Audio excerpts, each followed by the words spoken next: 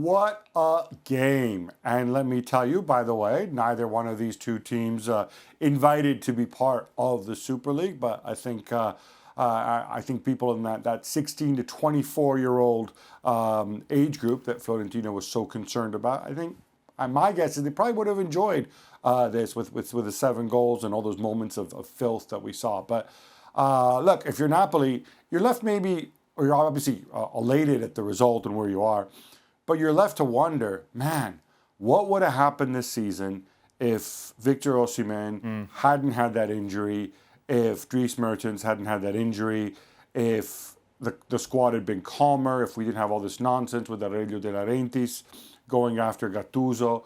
What if they'd simply stuck together and played as a team and served up a few more nights like this? Leaves you with a bit of regret, but beyond that, you're absolutely buzzing. Meanwhile, in the earlier game, how did Atalanta not win that, Gab? I don't know. They created so much in this game. And Fonseca said, the Roma coach said afterwards, this was a game where we should have taken, where it was right for us to go and risk. And maybe that's why taking some of those risks, Atalanta created even more against us. In the end, I think Roma, I think you would agree, Roma fortunate to come away with a point. It's a point that they don't really need because I think basically this is the week where maybe not mathematically, but psychologically, they're out of next season's Champions League.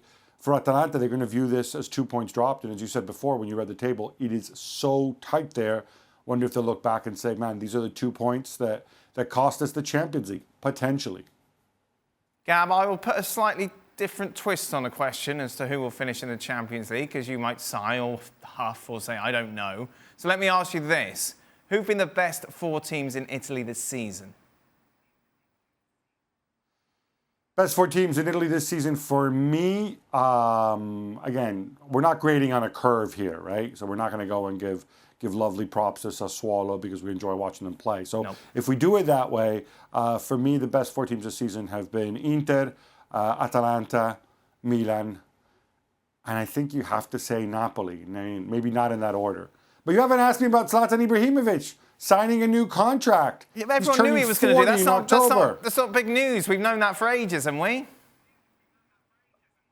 I didn't know that. He finally put pen to paper tonight. Who knows? Maybe the collapse of the Super League might have meant no new contract for Zlatan. I wonder, by the way, if he'll finally tell us now what he thinks of the Super League, since he's been quiet, presumably. It's a huge deal. You know how I feel about clubs committing to enormous contracts to older players, especially ones who get injured and sent off as much as Zlatan does. But maybe for Zlatan, you got to make an exception.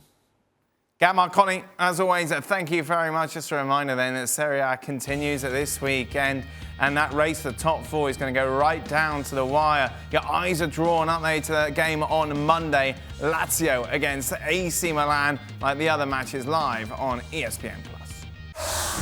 Thanks so much for watching ESPN on YouTube. And for more sports highlights and analysis, be sure to download the ESPN app. And for premium content and live streaming, subscribe to ESPN+.